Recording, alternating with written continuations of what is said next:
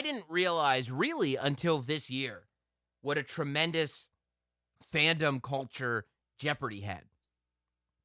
That Jeopardy had this whole, like, there's so many people that are so invested in this game show that comes on at what, 7, I think 7 every night. You know how I know it comes on at 7? Because 7 o'clock is for the intelligent people and 7:30 is for the idiots. You know what comes on at 7:30? What? Wheel of Fortune. It's for the idiots. Nobody, yeah.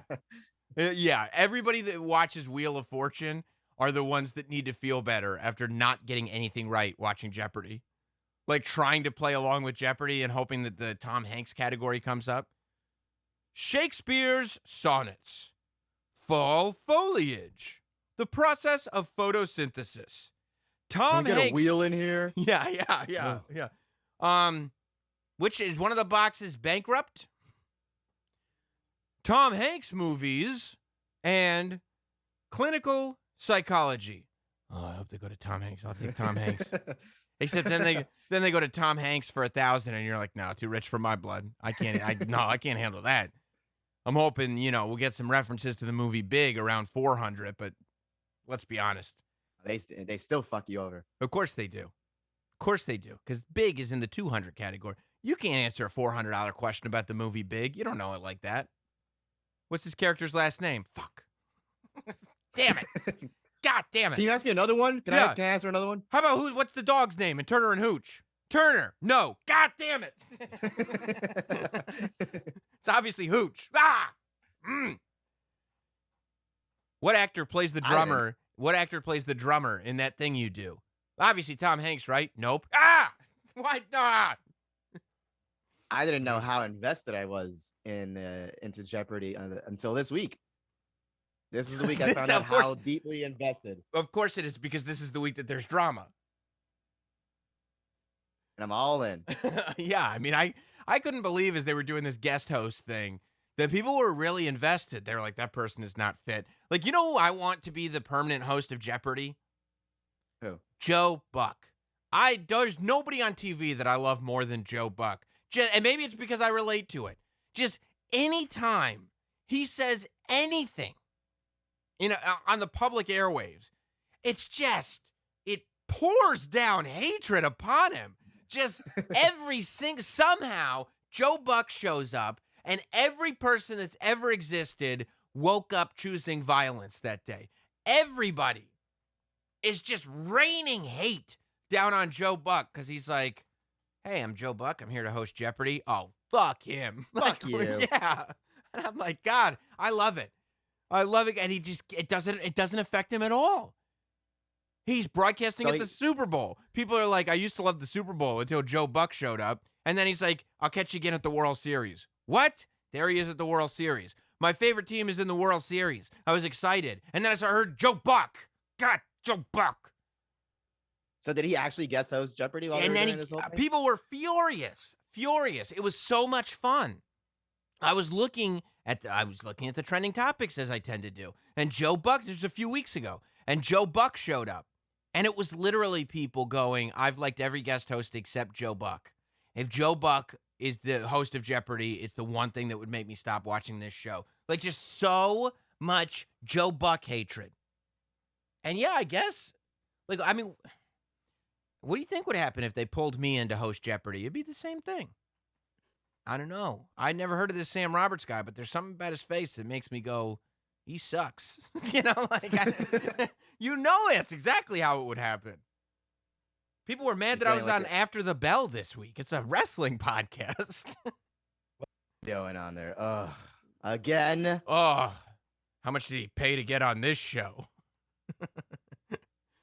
Yeah, so I think it's just because I relate to it, but I love,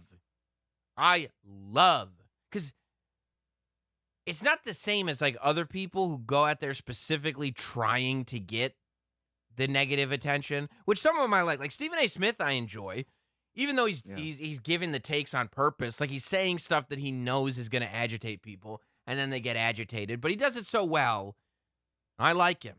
I like Skip. He wakes up in the morning and he goes, before he goes on air, he goes like, what am I going to say today? Yeah. And he goes, well, my actual opinion is this, but nobody's going to get mad at that. So I'll make one up. Skip Bayless, same thing. Just says turdy stuff, and it's great.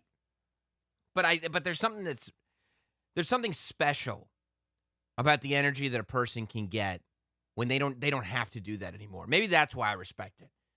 Because when you just get that reaction without even having to work at it anymore, that's when it's like, no, you're on another level. Like, I mean, when I do NXT pre-shows now, and I'm in the host role now. I'm not even in an analyst role anymore. I'm just like, welcome to the Capitol Wrestling Center. And it's like, ugh. Did you hear what he just said? What an idiot. And I'm like, I mean, anytime you're doing a show and I see you trending on Twitter, let's go, baby. I go, oh boy. Before I click it, I go, oh boy. Do you go, oh boy, or do you go, oh boy? Look, yeah. A little bit of both, yeah. Yeah. I don't mind it. I like it. But I knew the fix was in. This was before the scandal even hit. I don't think the scandal is a real scandal, personally. Mike Richards, like, they hired a bunch of celebrities to do guest host jobs once Alex Trebek died. Because they were like, we don't know what we're going to do with Jeopardy. They brought in LeVar Burton was a favorite that everybody had. People really wanted LeVar Burton to win the job. Aaron Rodgers was brought in. People really wanted Aaron Rodgers to be the new host of Jeopardy. But, like, all these people were brought in. Even I think people like Savannah Guthrie. I think people were like, okay, I'd like Savannah Guthrie to be the new host of Jeopardy. Or the record holder for Jeopardy. What's his name? Well, Ken Jennings. But then they started. They found his old podcasts and like tweets. They got him on the tweets. Which, by the way, like, it's not like on Jeopardy you're freewheeling with opinions that you've thought of and brought to the table. All you have to you just announce the categories. Like, it doesn't matter. You're not going to bring the offensiveness to Jeopardy. All you have to do is read the categories. Like, what could you possibly do on Jeopardy that would be, like, bad for the children, you know? But people did. Like, people who could look past his weirdness on Twitter and podcasts, they liked him. You're right. That was a name that they were throwing out, going like, Ken Jennings could be the man. It's also, like, I also think it's weird. You know, it's one thing when they're like, wow, a football player makes a good football analyst because they know what it's like to have been on the field. And that's true. You know, they offer a different insight. But I don't know that you need to be a Jeopardy grand champion to host Jeopardy. Like, you don't need to know the answers to the questions, you know? Or it doesn't go the other way. Like, just because a football player could be a good football analyst, but a football analyst can't be a good football player. You don't think a football analyst could be a good... I don't know what you're saying, dude. I don't even think you know what you're saying. I think after you said that, you realize, like, oh, this is a stupid point. No. I mean, just because you're good at... You can't translate it the other way around. Look, I don't know what you're talking about. What I'm saying is, why would you... How could you make the transition from analyst to player? You would have had to go to college to be in broadcasting. And then by the time you get to the NFL... You'd be in your 30s. Who in their mid-30s with no training would go, oh, I'll be a football player? Well, that's what I'm saying. But if you're on Jeopardy, there's no age limit to hosting Jeopardy. Well, okay, all right. Well, if we're going to go, let's not delve deep into my things that don't make sense if you delve deep into it, okay? Yeah, because if you're going to host Jeopardy, you could quit the job and then play. You'd still be a good contestant. You'd be a great contestant. Okay, maybe I didn't think that one through entirely. You'd actually be a much better. It's the opposite of what you said. You'd be a much better contestant at Jeopardy if you had experience hosting it. Right. Much better. I didn't. Okay, well, you got me, Sam. What I'm saying is I'm saying the opposite of what you're saying. You're like, yeah, like this, right? And I'm like, no, not at all. But Ken Jennings still, his name was in there. And then this guy, Mike Richards, does a week. And I'm like, who? What? Michael Richards? You let him host Jeopardy? Wow. Kramer? After what he did in that... That's awesome. That's what... You guys are really trying... Oh, Mike Richards. Oh, it's different. Oh, because I was about to say. Same scandals. You better make sure that audience... Yeah, basically, right? Better make sure that audience stays quiet. So Mike Richards was I guess the executive producer of Jeopardy. The boss. Yeah. I think he's got there in like 2015, 2016, something like that. Only a couple of years ago. Which, by the way, I got no problem with anybody making a transition from executive producer to host of a show. I think it can actually turn out really well sometimes. Sometimes it can turn out really well. But also, as soon as they let the EP host a week of shows, and he's not a celebrity, and he's not like Gelman, like Regis's producer Gelman, he would talk about him all the time. He would show him on camera. Gelman, what was I supposed to say here? And Gelman would go, oh, Reg. But like Alex Trebek was never like, Mike Richards, what was I supposed to do here? What was the answer to that question, Mike Richards? Like he wasn't a character on the show. So. We all know Mike. Yeah. Yeah, no, we don't. So I started to get suspicious, though, when he popped in, because I was like, oh, is this guest host thing a ruse? And then I started, putting my mind together, knowing what they were trying to do. And here's my theory. Especially after they make this announcement. They announced that Mike Richards, after all the celebrities that they went through, all the favorites, nobody was like, Mike Richards is the guy. I didn't read that at all. But after all the favorites, believe it or not, they decided to stay in-house, which is shocking. I mean, it's so rare when a company like posts a job, and I mean, it literally is. When you see a job posting online, and you find out that this job posting online was really just a formality. They're staying in-house. Like, how many times? That happens all the time with every job imaginable. It's like, can we just hire this guy to do it? Well, we do have to post it. Yeah, but then, like, all these people are going to think that they might get this job. I know, but whatever, right? And you're like, all right. Yeah. Right. So do we have to interview people? Yeah, you do. Yeah, you're going to have to interview a few. Just, like, there's, like, a minute. Like, you're going to have to interview, like, 5 or 6 people. Just waste their time. Yeah. What are you gonna do? Yeah, and who knows? If you find somebody, if we find somebody we really like, can we bring them on? No. We're definitely giving it to this guy. Oh, okay. We're going to keep it in-house. Oh, okay. Yeah, so, like, my spidey senses start going off immediately when they announce that the EP is going to be the host of the show. Oh, you guys are keeping it in-house? Oh, you just decide that just now? Like, just now. Like, after all the guest hosts. Now. You're like, oh, Aaron Rodgers would have been good.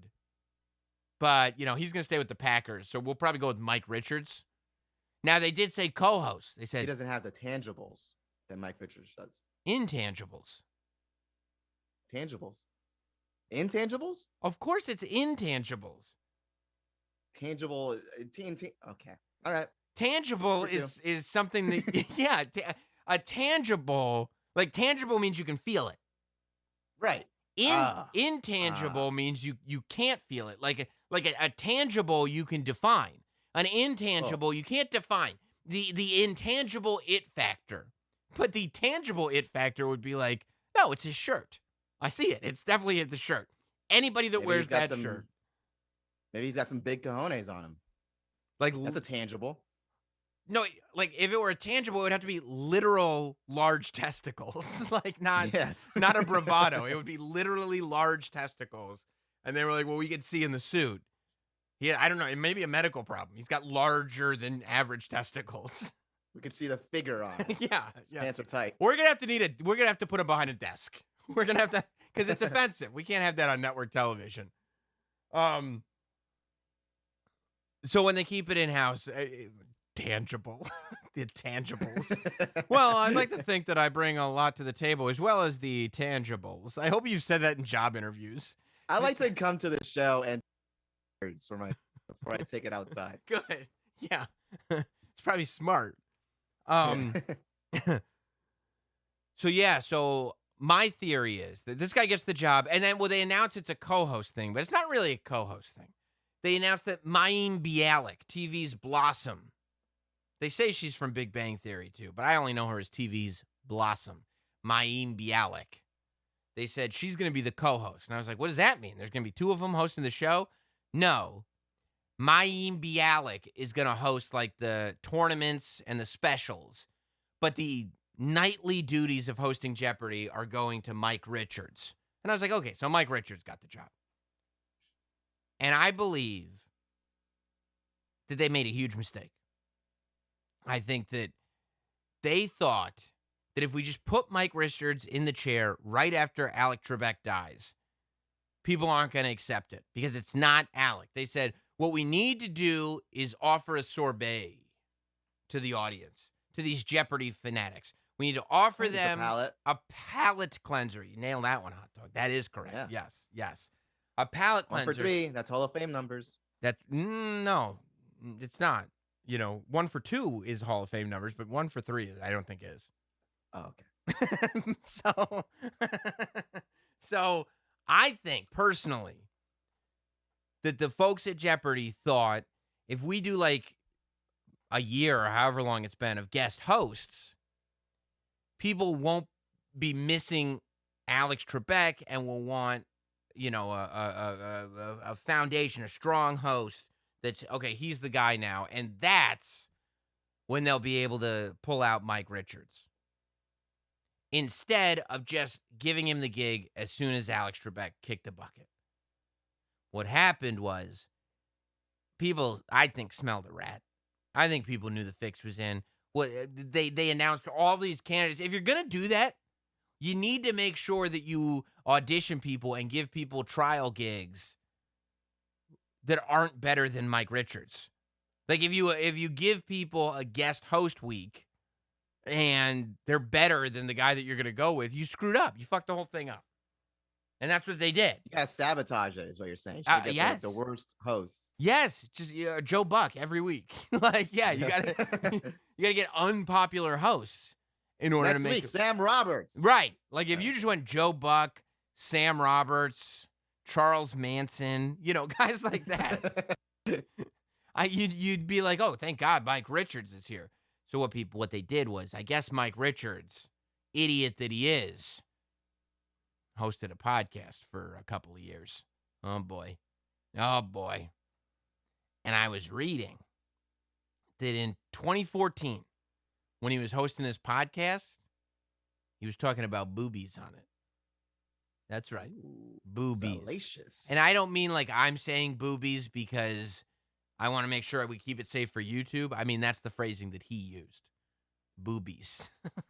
Boobies.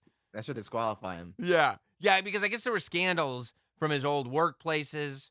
I guess he worked at like The Price is Right, and there was a lawsuit that one of the models brought, and some of the people harassment. Yeah, harassment. And some of the people at Jeopardy had said he had destroyed morale with the staff. But what really did him in was they found all these podcasts. And they found him talking about quote unquote boobies. And I guess somebody emailed his reps going like, would you like to comment on these booby comments that you made? And you know what they did? I don't know why anybody would ever think this was slick. They did not respond to the email, and then they deleted the podcast feed off the internet. And it was like, we already downloaded it. What are you doing? I know what you're talking about. What? Yeah. Huh? Nope. I never did a podcast. Google it. You won't find it. So one day after Mike Richards was hired, he quit. He quit.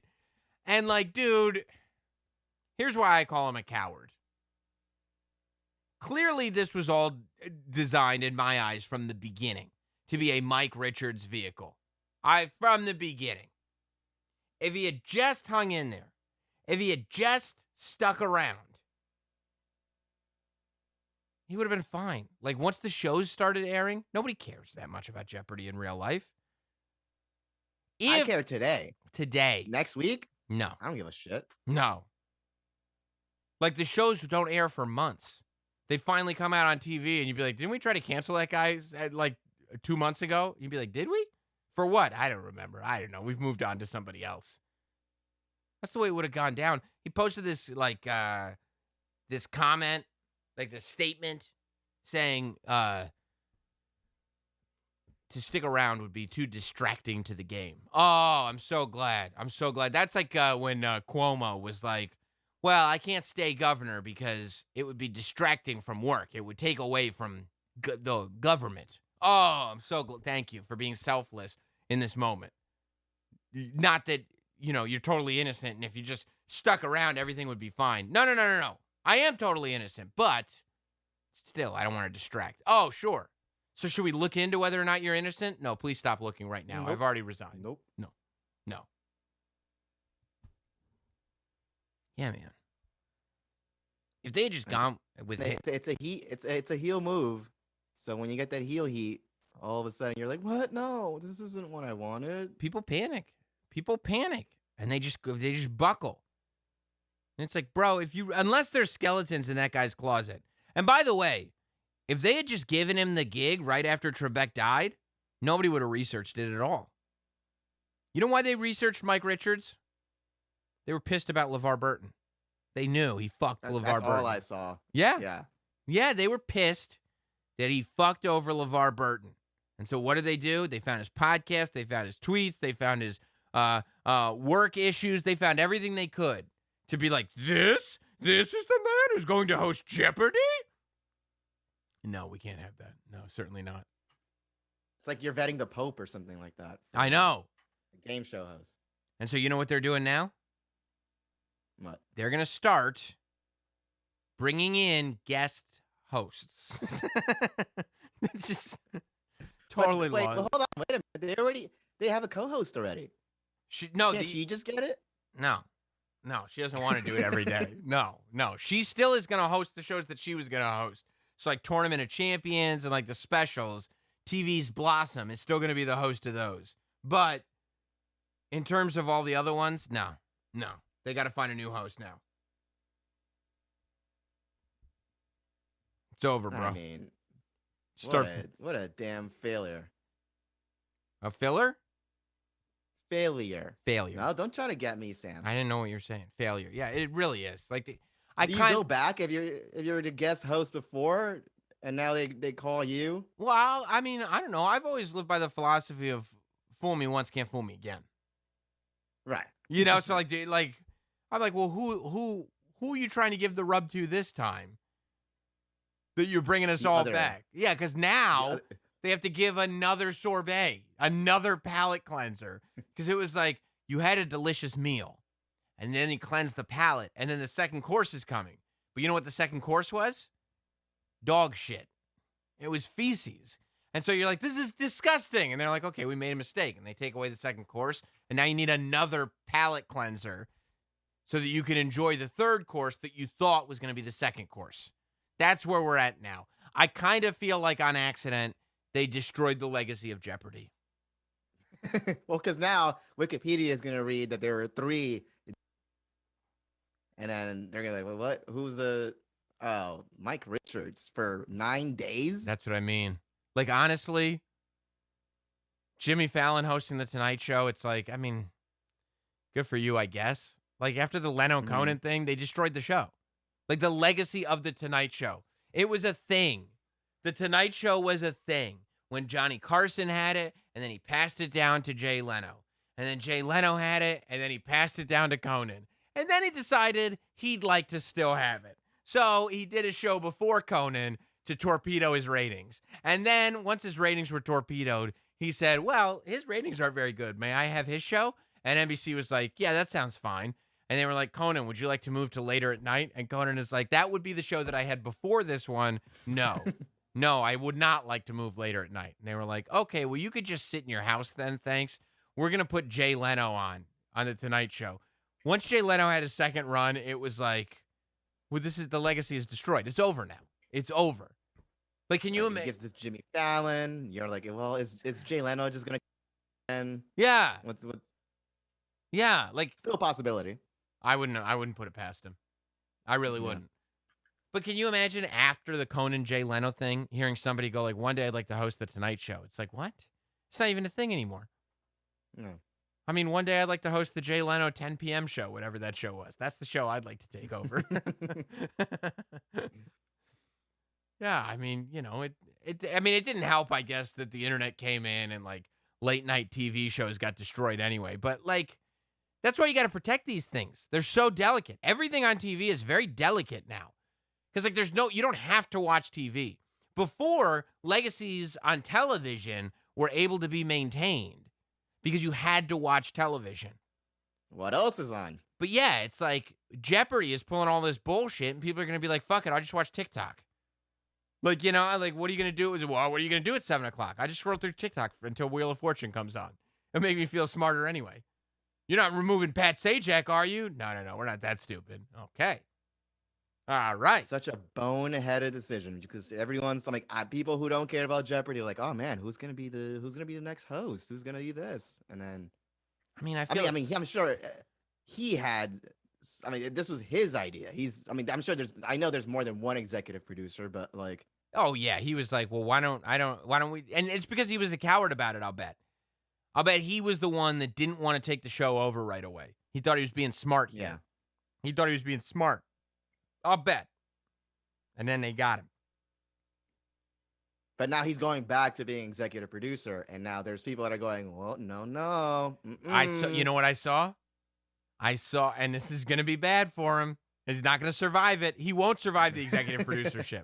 I'm telling you, he won't survive it because you're right. He was like, okay, I'm going to step down as host. I'm just going to go back to being executive producer. And you know what I saw? This is what they're saying on the internet. It's the most white privilege move of all time. And I went, oh, no. They pulled out the card. Yeah, they got him. They got him good. He fucked up, and they got him. Dead to rights. He's over. LeVar Burton's going to show up and be like, I can host and executive produce. And they're like, okay, we'll do, all right. Okay, all right, we'll do that. He just thinks he could walk away from the fire. Look, I gave it back. Do you think LeVar Burton is behind the accusations of white privilege a little bit? He tweeted it out. He didn't know from like a burner account. Yeah. Would have been smart. Maybe Joe Buck did it. Maybe Joe Buck started a burner account and he was like, guys, don't you think this is white privilege? Yeah. Okay, goodbye. Yeah. like just throwing that first rock and then splitting. Yeah, I don't feel bad for him. You don't feel bad for him? No. It was a dickhead move to begin with, so because it seems like he kind of concocted this whole plan and like yeah, nice little scheme. I don't feel bad for him. I feel bad for Aaron Rodgers. Why? Aaron Rodgers, people really liked him as the Jeopardy host. I mean, I guess he could do another week as guest host, but that seems like a little silly. I would just be on the phone like, well. Look who's coming back. I feel like at this point, just put up a Twitter poll. Who do you guys think should be the Jeopardy host? We fucked up. Who do you think should be the Jeopardy host? And whoever wins the Twitter poll, have Joe Buck hire a whole bunch of Russian bots to vote for him. Keep clicking. We could vote every day. Yeah. Buck click. Hashtag Buck click. Yeah, hashtag Buck click. I'm in the Buck click gang. Hashtag Buck click. Yeah. Hey, thanks for the poll. We're just gonna go with executive producer Sam Roberts on this one. Hi guys. Hi. I didn't expect it. Wow. Oh my God. This is so. I mean, and here's the thing about me. Before I was executive producer, I was a fan. So this is so great. Why does Jeopardy need an executive producer anyway? Like, don't they someone to look up questions? Yeah, don't they just need a question guy? Like, what is the job of executive producer? Here's what you do on Jeopardy. Watch the tape from yesterday's show and do that show, except with new questions. Like, they've been doing it long enough. If I were Alex Trebek, they'd be like, look, Alex, we're gonna get a new executive producer. I'd be like, why don't you just give me the money? Don't hire an executive. Just give me the money. And they're like, do you have any ideas for the show? Yeah, do the show exactly the same every single day. You write the questions. Grab some old questions. Whatever. Yeah. They made a Jeopardy board game. Use those questions. All right. But I get the money. Like, Yeah. Yeah, what does the executive producer of Jeopardy even do? What color are you thinking? Blue, I guess? Schemes. I think probably just blue. Just hangs out in the back and just schemes. Yeah. So it's his turn. Like, I get what the executive producer of, like, Family Feud does. The executive producer of Family Feud sits there and tries to think of creative reasons for penis to be on the board so that Steve Harvey can react to it. Penis? Oh, my God. Yeah, that's the EP of Family Feud. I understand that. The Wheel of Fortune EP, like, he's got to make sure that the wheel spins right. Like, he's got to keep that wheel oiled. Make sure the wheel is rigged. Yeah. I mean, maybe the one executive producer move that a Jeopardy EP ever did was go like, what if we use video screens instead of turning boxes? And they're like, oh, that's a great idea. We do have the Genius. technology. You just earned your keep for another 10 years. Except guess what? Once you got the video screens, you don't even need them to worry about the boxes spinning anymore. So it's like robots could do it. There's a Jeopardy app. Just questions just pop up. I don't know, man. It's weird. But yeah, Get Trump. One of the comments says, get Trump to host? Get Trump to guest host. He'd be good. He'd be good. No. Fake news. Except nobody would trust him. Nobody would trust any of the answers that he was coming. You're wrong. No, I don't think I'm wrong. Well, you are. Believe me. Believe me.